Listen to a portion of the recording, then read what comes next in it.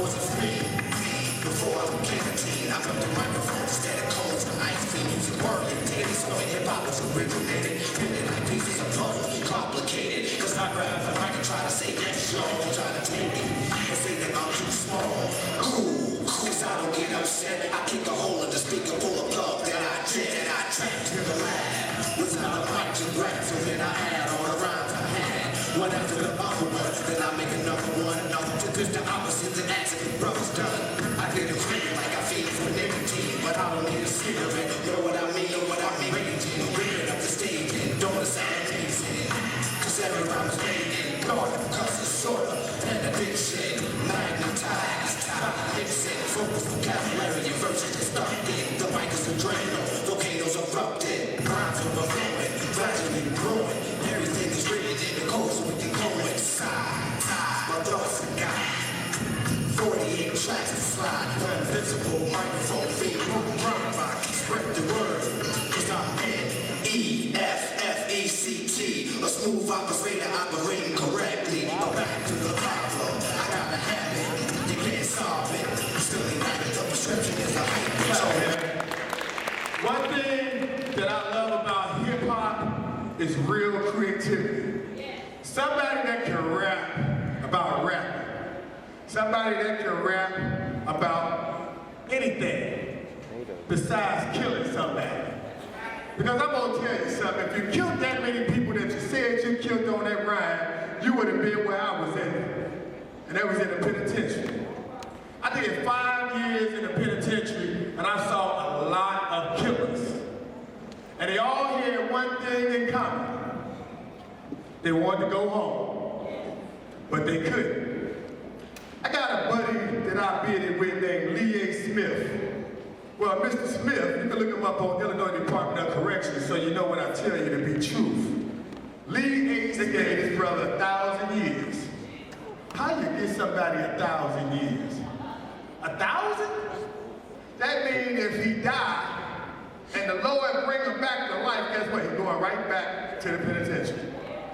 And if he died again after, say, 50 or 100 years, and the Lord bless him and say, we're going to raise you from the dead, Mr. Smith. He's going back to the joint again because he got to finish his time. So, what you saying, Coach? This is what I'm saying. You can do time, but time can't do you. I learned something when I sat in that prison cell. I learned that the most important thing to me was love. Because when I sat in that prison cell, I kind of felt like maybe I didn't love myself. Maybe I didn't love my family like I should. Maybe I didn't love my friends like I should. So I made a decision when I was in that cell that when the Lord blessed me to get out, and I did have an out day, praise the Lord, because I know some people don't have no out days. Like Killer Cameron, who killed somebody over here on right behind McDonald's on Glen Street. They gave that boy 70 years. I used to talk to him. Like Sterling Johnson, who they gave 14 years for obstructing justice. Who gets 14 years for obstructing justice, brother?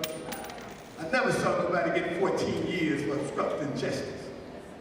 But they wanted Sterling, and they got it. Like Payson Long, who got 50 years for murdering the Taft. Like Brandon Crabb, who got 50 years for a murder right around the corner over here on Wisconsin. Marcus Fleming got 20 years, 27 years for aggravated assault. He shot somebody, so 27 years. There's a lot of men I can go on and on and on. I tell principals all the time, the killers of tomorrow are in your classroom today. Can they have a little love? Teachers aid, can they have a little love? Principal, can they have a little love? Maybe it'll make a difference. So you never really know if you stop somebody from killing someone unless you physically go and stop. But just those words of encouragement, those words of letting you know, let that young man know that I love you, brother. Matter of fact, pick up my car, call me if you need me. Then when they call, you gotta answer the phone now. And and you gotta listen. Because we do a whole lot of talking sometimes to our kids, and we don't do enough listening. And when I say listen, I mean even listen when they're wrong. This boy that says some crazy stuff to me, but you know what? I'm gonna keep on listening. I'm not even gonna cut him off. Don't keep talking crazy. Because when they get through talking crazy, guess what? He tired, and he ready to listen. Then I can pour something into him. I can tell him my story and my mistakes. Because I don't want him to make them mistakes. So I'm not here just to do a hip-hop show. I'm here to tell you that I love you. I'm here to tell you that I don't want to see you sit in penitentiary walls. I want to see you walk in college halls. And we can do it.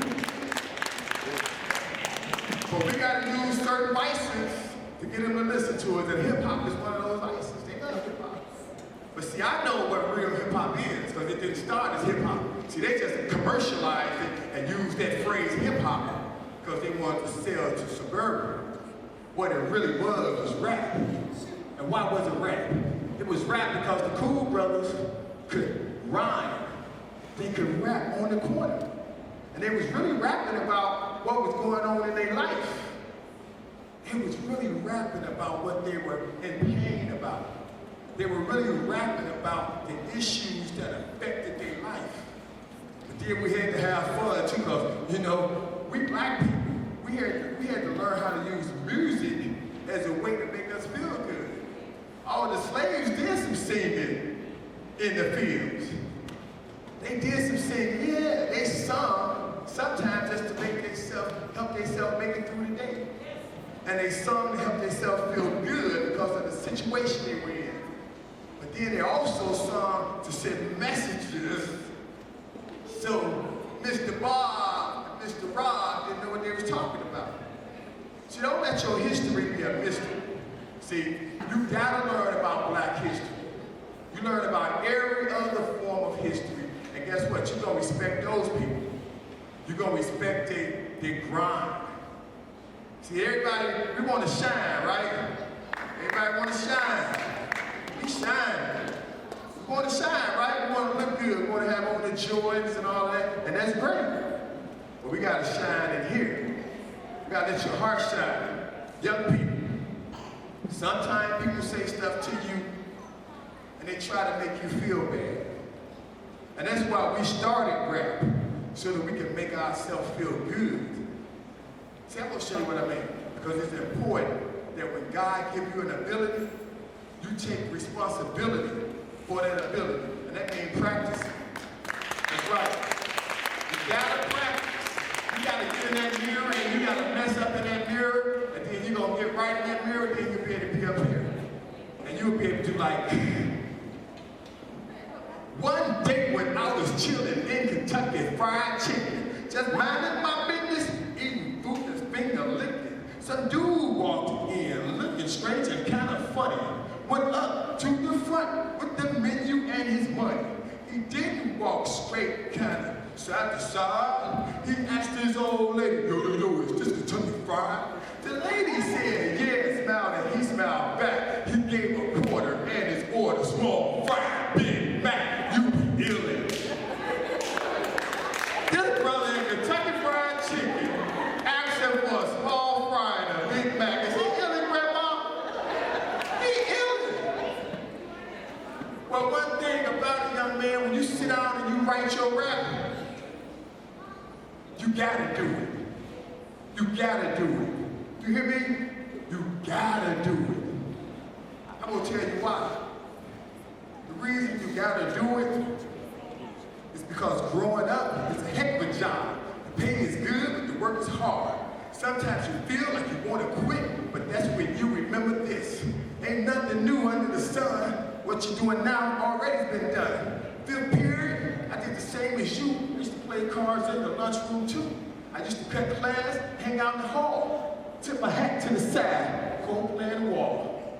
Because smoking in school was against the rules, so I did not smoke, but I still went to school. Now you get yours like I got mine. I want to see you there. Graduation times. Fight your battles. Don't ever run, because you win some and you lose some. See, when you write that, it becomes a part of you, and you got to breathe it through the microphone. And when you can breathe it through the microphone, then you become a microphone fiend. You got to get on stage. I got to have it. Hey, y'all, how y'all doing? You got to have it. You got to feed for the microphone. But in order to become a microphone fiend, you need to get educated. Don't let these brothers trick you. See, hip-hop lies. Hip-hop will sell you a dream. Not only do they tell you they killed 12 people last week and he ain't killed nobody, they tell you they're not educated when they are. One thing a lot of them brothers won't do, they'd rather tell you they're a gangbanger and a dope slinger when they really was a student. You know, Lil Wayne got a college education, right? Yeah, you know that, don't you? Yeah. But at first he was lying, talking about he was a gangbanger, and he really wasn't. And Baby said, you know what, come here, boy. I'm gonna cuff you, you're going to school. And he took him to school. So the first person I'm gonna bring up is a young lady that I met. And I love this young lady because she writes spoken word. Spoken word is where hip-hop started. Gil Scott Heron, the last poets. So you gotta get up on this stuff. This young lady named is Shavana. She's going to do a spoken word piece for you guys, and I want you to pay close attention to what she has to say. Shavana, where you at? The piece that I'm going to do is called Outside of the Beginning.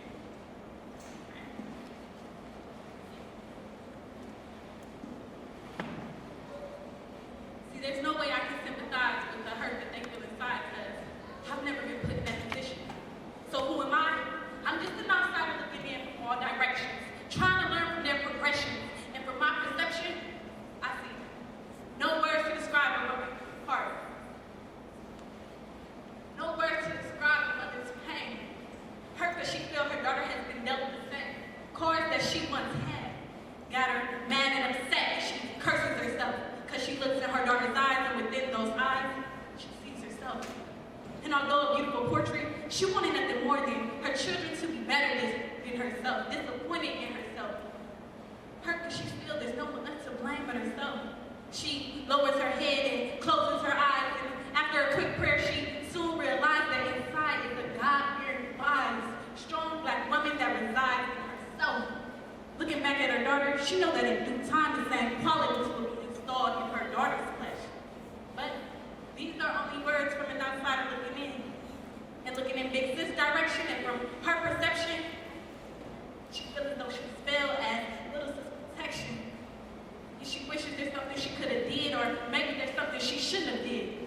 What if there's something she could have said to let Little Sis know that baby, I love you line is just a line that dudes use to get inside your head. The next sign is him convincing you. The next step is moving towards the bed, and although he says the sweetest lines, his mind is still left unread. Big Sis then lowers her head. Feels like she hasn't been practicing all that she's wanted to be preaching. And even though it wasn't her full obligation, a good example is what she was supposed to be setting. Because it was her occupation to make sure Little Sis wasn't out here dating the lame dude who filled her head with the misrepresentation of the word love. Because now the hospital bed will soon be awaiting for Little Sis to walk in as another baby mama patient. But these are only words from outside of the beginning.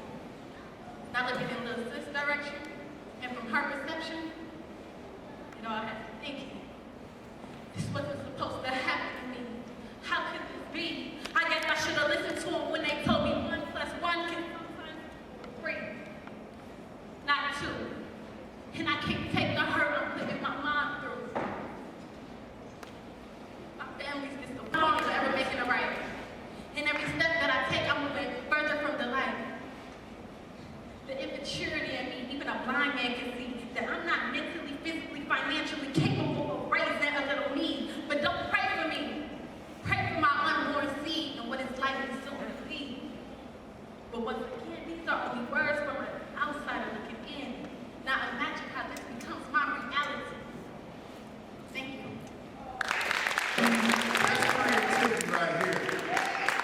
The two things that's most important to me is love. That's number 1 on my list. And number 2 is creativity. Because I tell kids all the time, see, smart people, they work with creative people. Oprah got a lot of smart people working for her. Bill Gates, Steve Jobs, before he died, had a lot of smart people working for them. Tyler Perry got a lot of smart people. You know, Tyler Perry made more money than anybody in the industry last year. He made more money than all of those white guys that's doing movies. And I want you to know that, because that's the first time that ever happened for a black man. And it's because of his creativity. See, you can remember a whole lot. You can get A's in school if you can remember. But you can get an A in life if you can be creative. This young lady is very creative. And when I first heard, give her another round of applause. When I first heard her do that poem, it touched me. See, this is what creativity is about. It's about touching and inspiring and motivating. See, Michael Jackson, when I was 7 years old, sitting at home on TV, sitting at home watching TV, looking at Michael, Mike inspired me. See, Mike would mess up sometimes, and a lot of people didn't know it. He said, ee. You can't remember the next lyric. Ooh. Mike didn't know what he was saying because he forgot the lyric. Mike thinks, ah, and throw that leg out there, make you think he just doing it. Mike can remember what was coming next.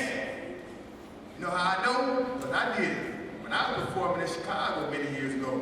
But when I met this young lady, and I heard that she touched my heart, and I said, you know what, anything that I can do to help to motivate and inspire her to keep on creatively writing and then go to college. She don't just keep writing. I know a lot of rappers in Peoria, they go into the studio. You mean you going over Ed's house? Ed got a studio set up in the basement. That's not a studio, y'all. If I take you to a real studio, it's at least $250,000 or more. Okay? A couple turntables and a speaker and a computer is not a studio. You need to get to Columbia College and places like that so you can see a real studio. You need to be in a creative writing course. Because if you can write that good and you get a teacher who teaches you some stuff, you're going to be even greater than that. And that's what we got to do. We got to use hip-hop to motivate and inspire our kids to go to college. And I believe that we can do that. Okay, this Shavana now for another round of applause.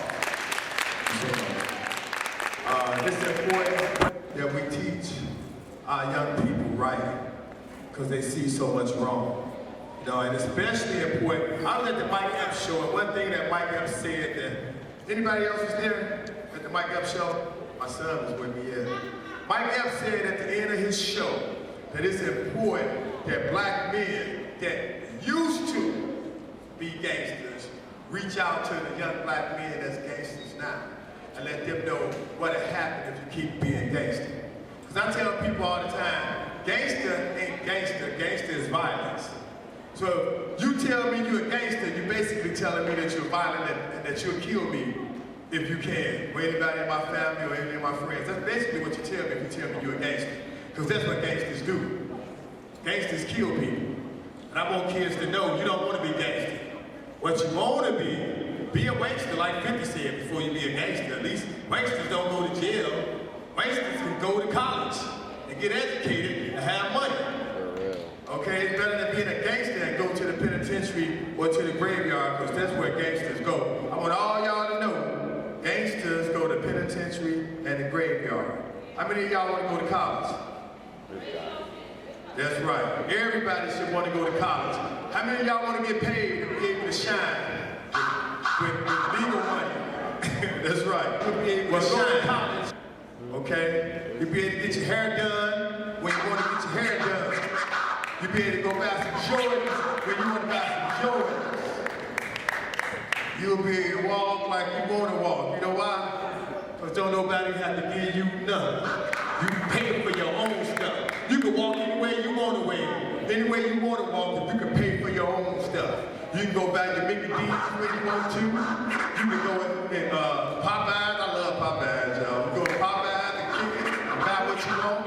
You can go to the mall anytime you want to with your debit card. Get your wallet out, have your debit card. Say, I'm not going to use cash today. I think I'm going to use my debit card. That's or my MasterCard. You see what I'm saying? Coach Ron got a MasterCard now, y'all. That's what I'm talking about. See, I don't have to gang bang or dope slang or none of that stuff. See, and I got a MasterCard. Y'all know some of them gang bangers and dope dealers. Ask them, do they got a MasterCard? I bet you they don't.